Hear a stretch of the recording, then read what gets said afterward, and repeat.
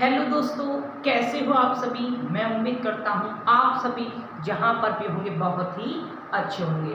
आज मैं लेकर आया हूँ आपके लिए, आज मैं इस टॉपिक पर बात करने वाला हूँ।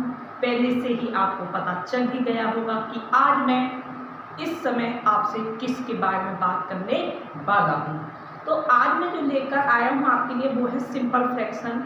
तो मैं स्टार्टिंग से पढ़ाऊँगा बिल्कुल, फिर मैं आपको उससे बड़े, फिर हर एक जैसे फ्रैक्शनों को आपके सामने में शो करूँगा। सबसे पहले मैं आपको सबसे छोटे ट्रिक पर लेके चल रहा हूँ, सबसे छोटे टाइप पर, इसलिए मेरे साथ बने रहे अबेद कोचिंग सेंटर क्लासेस पर। तो चलिए करते हैं हम इस फ्रैक्शन को।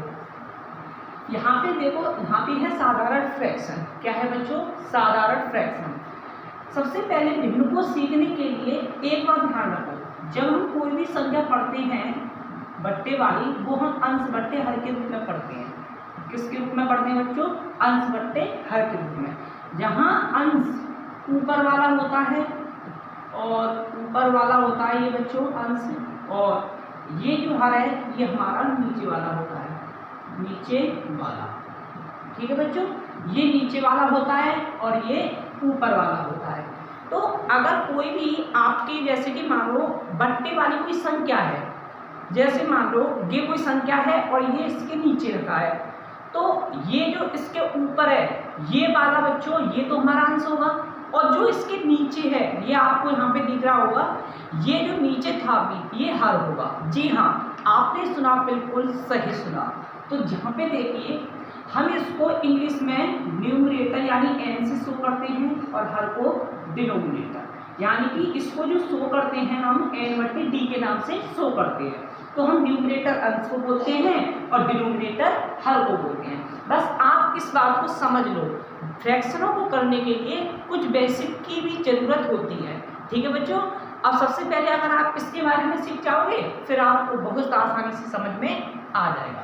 तो चलिए, अब मैं उम्मीद करता हूँ आप अब इसको सीखे होंगे कि अंश क्या है और हर क्या है। अंश को इंग्लिश में न्यूमरेटर बोलते हैं और हर को इंग्लिश में डिनोमिनेटर बोलते हैं। तो चलिए अब अपने क्वेश्चन की तरफ चलते हैं। आपको ये समझ में आ गया, तो चाहे मैं इसको इंग्लिश में यहाँ पे कर रहा हूँ, जो मैंने अभी बताया ना एन बट्टे डी के नाम से इसको डिनोट करते हैं। ठीक है बच्चों, जहाँ एन क्या है? अंश है, और डिनोमिनेटर क्या है बच्चों? यहाँ पे हर है। ठीक है, इतनी बात आपको समझ में आ गई? बोलो ठीक है। अब यहाँ पे देखिए, हमारे सामने एक फ्रैक्शन आपके सामने यहाँ पे दिया है, जैसे कि 8 बट्टे 4 प्लस के 6 बट्टे 4। देखो, सबसे पहले हमें इसमें हर देखना है। क्या देखना है बच्चों? हर। तो आप कहेंगे कि हर तो नीचे वाला है, तो ये भी तो हर होगा। बिल्कुल होगा, यही तो हर है। यहाँ पे जो 4 नीचे दिया हुआ है ये हमारा बच्चों हर बोलेंगे हम इसको।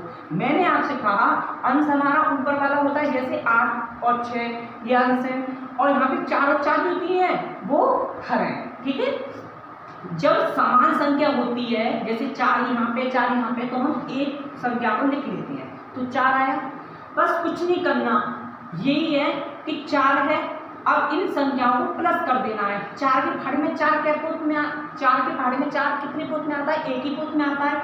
4 के पहाड़े में ये जो 4 कितने पोत में आएगा? 4 गुणा 1, यानी कि 1 का गुणा करूंगा तभी तो 4 आएगा मेरा, इसलिए यहाँ पे कितने का करा? 1 का, तो इंटू का 1, यहाँ पे गुणेव के 1 लिख दिए। इससे मतलब नहीं है, इससे मतलब है हमें हर समान करना पड़ता है। अब 4 एकम 4, और जहाँ पे भी तो 4 एकम 4 करना पड़ेगा बच्चों। अब यहाँ पे देखो, अब 8 एकम 8, यहाँ पे किसका है चिन्ह? प्लस का, जिसको बहुत से बच्चे धन भी बोलते हैं, और 6 एकम 6 बराबर। जब आप 8 में प्लस 6 को जोड़ोगे तो 14/4 हो जाएगा। यही आपका बच्चों आंसर हो जाएगा। आप अगर इसको काटना चाहें तो काट भी सकते हो, 2 सत्ते 14 सत्ते का 7 जैसे आप डिवाइड करते थे, और 2 दूनी 4, यही आपका क्या हो जाएगा बच्चों? आंसर हो जाएगा। ठीक है बच्चों, ये संख्या मैंने काट दी, आपका ये वाला आंसर हो गया। तो मैं उम्मीद करता हूँ अब आप इसको सिंपल फ्रैक्शनों को बहुत ही इजी तरीके से करना सीख गए होंगे। चलिए, अगर आप नोट करना चाहें या स्क्रीनशॉट लेना चाहें तो आप ले सकते हो। अब चलिए आप करते हैं दूसरे फ्रैक्शन की बात। चलिए, मैं आपके सामने एक और एग्जांपल लेके देखता हूँ, ये तो आपके सामने समझ में आया है। अब यहाँ पे देखिए, जैसे मान लो ये वाला तो हमने सवाल कर लिया फर्स्ट मान जो हमने लिया था अभी। अब हम दूसरे सवाल की बात कर रहे हैं। जैसे मान लो 7/4 प्लस 6/5 लेता हूँ यहाँ पे, ठीक है 5। अब यहाँ पे देखो आपको समझ में आ रहा होगा जो ऊपर वाली संख्या है वो n यानी कि अंश के रूप में होती है, और जो हर वाली संख्या है वो यानी कि d यानी कि हर के रूप में होती है, और अंश यानी कि न्यूमरेटर यानी n के रूप में। तो इसको मैं n/d भी बोल सकता हूँ, ठीक है बच्चों। मैंने सबसे पहले क्या बताया, हर को देखना है। जब हर हमारा समान होता है तो सेम संख्या आती है 1। 5 का टेबल में कितना बार पढ़ूँ जो 5 आ जाए। डिनोमिनेटर को देखो 5 का टेबल में कितना बार पढ़ें जो 5 आ जाए। तो आप कहोगे बार पढ़ेंगे तो गुणा का बन हो जाएगा, इसमें भी तो गुणा का बन होगा। अब 7 एकम 7 धन यानी प्लस 6 एकम 6 बराबर 7 और 6 कितने होंगे बच्चों 13/5। ये किसी से कटेगी नहीं। यही हमारा बच्चों जब कटती नहीं है कोई भी संख्या तो वही हमारा आंसर होता है। जी हाँ, आपने सुना, बिल्कुल सही सुना। जो अगर कोई भी संख्या नहीं करती है तो वही हमारा बच्चों आंसर होता है। तो आपको सबसे पहले तो बेसिक की ज़रूरत है, इसको जान लो। फिर मैं आपके सामने और इससे बड़े फ्रैक्शन लेके आऊँगा आपके लिए। पहले मैंने सोचा मैं छोटे फ्रैक्शन से स्टार्टिंग करूँ बच्चों की, ताकि उनको कोई प्रॉब्लम ना हो, ठीक है। देखिए आप इस तरीके से कर सकते हो। तो चलिए एक और एग्जांपल देते हैं आपके सामने, ठीक है। आपके सामने एक और बात लेते हैं। आपको ये तो बात समझ में आई ही होगी कि जो मैंने n/d बताया ये तो हमारा अंश के रूप का होता है और ये हमारा हर के रूप का होता है। इतनी बात तो आप यहाँ पे समझ गए होंगे, ठीक है। अब इसमें होता क्या है, अगर मैं एक और एग्जांपल लूँ आपके सामने। जैसे मान लो 9/6 प्लस 3/6, ठीक है। तो मुझे सबसे पहले क्या देखना होता है, हर देखना होता है। ऊपर वाला, जैसे ऊपर वाली संख्या कौन सी है 9 और 3, तो ये हमारे सभी किस में जाएंगे, अंश में जाएंगे। और बाकी के सभी जो नीचे हैं ये हर है यानी कि डिनोमिनेटर। तो इसको मैं इंग्लिश में n/d के नाम से भी इसको प्रूफ कर सकता हूँ। अब यहाँ पे देखो जब कोई भी संख्या कॉमन होती है हर में यानी डिनोमिनेटर में, यानी कि हर।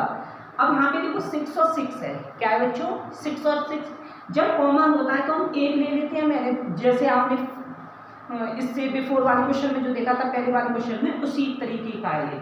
6 बन जा 6 और 6 बन जा 6, 9 बन जा 9, यहाँ पे प्लस है तो 3 बन जा 3, 9 में 3 कितना हो जाएगा 12, अपॉन में क्या चल रहा है 6।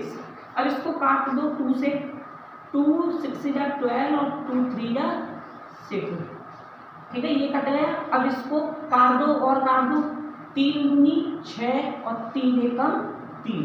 तो यही आपका कट पिट कर जो आया है आपका निकल कर, यही हो जाएगा इसका आंसर। तो आप सीख गए होंगे इसको, मैं उम्मीद करता हूँ। और आपको ये वीडियो कैसी लगी मुझे कमेंट बॉक्स में लिखकर जरूर बताएं। चलिए आपके सामने इसको नोट कर लो, अगर आप लिखना चाहें तो लिख सकते हो। और इसको आप विशेष ध्यान देंगे n/d। जब ये नहीं याद होगा तुमको तो आप पहचान नहीं पाएंगे कि अंश यानी न्यूमरेटर और डिनोमिनेटर क्या होता है। फ्रैक्शन को सीखने से पहले यानी कि भिन्न, इसको जानना बहुत जरूरी है, ठीक है। तो चलिए एक और नेक्स्ट क्वेश्चन आपके सामने लेते हैं। अभी तो मैं सिंपल फ्रैक्शन की बात कर रहा हूँ आपसे। जैसे देखो अगर मैं एक और क्वेश्चन लिखूँ यहाँ पे, जैसे 9/7 प्लस 6/7 बराबर। अब देखो डिनोमिनेटर क्या है यानी कि हर, डिनोमिनेटर कह लो या हर, बात एक ही है, ठीक है। डिनोमिनेटर कह लो या फिर हर, बात एक ही है, कोई प्रभाव नहीं पड़ रहा है किसी पे। कॉमन को देखो पहले, हर में 7 है, 7 में क्या गुणा करूँ जो डिनोमिनेटर आ जाए मेरा 7 बन जा 7 यानी कि गुणे के 1, इसमें भी गुणे के 1 होगा, ठीक है बच्चों। अब 9 एकम 9, अब न्यूमरेटर में गुणा कर दो, 9 एकम 9 प्लस 6 एकम 6, 9 6 कितने हो गए 15/7। अब ये किसी से कटेगा नहीं, यही हमारा क्या हो जाएगा बच्चों आंसर। जी हाँ, यही आपका हो जाएगा आंसर। तो आप इसको बहुत ही इजी तरीके से आप इसको हल कर सकते हो।